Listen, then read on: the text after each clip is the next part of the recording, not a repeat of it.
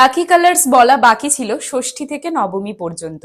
Day 6 মা দুর্গার রূপ কাত্যায়নী দেবীর পুজো করা হয়ে থাকে, যিনি আমাদের সমস্ত বিপদ থেকে রক্ষা করেন, আমাদের মধ্যে সাহস দেন, কনফিডেন্স দেন, আমাদের প্রতি যত অন্যায় অবিচার হয় সেই জিনিসগুলোর থেকে কিন্তু রক্ষা করেন। এই দিন অবশ্যই তোমরা কিন্তু লাল রঙের ড্রেস পরার চেষ্টা করবে। সপ্তমী ডে 7 অফ নবরাত্রি কলারাত্রি দেবীর পুজো করা হয়ে থাকে, যিনি ভদ্রকালী, চণ্ডী অথবা চামুন্ডা রূপেও পূজিত হয়ে থাকেন। এই দিন অবশ্যই আমরা রয়্যাল ব্লু কালারের ড্রেস পরে থাকবো।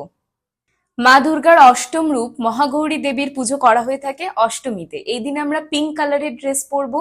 এই দিন স্পেশালি আমাদের তোমরা পিঙ্ক কালারের ড্রেস পরতে পারো নিজেদের আরো গ্লোয়িং করতে, হিল করতে, সৌন্দর্যতা বাড়াতে। তো অবশ্যই পিঙ্ক কালারের ড্রেস। নবমী ডে 9 অফ নবরাত্রি মা দুর্গার নবম রূপ সিদ্ধিদাত্রী দেবীর পুজো করি।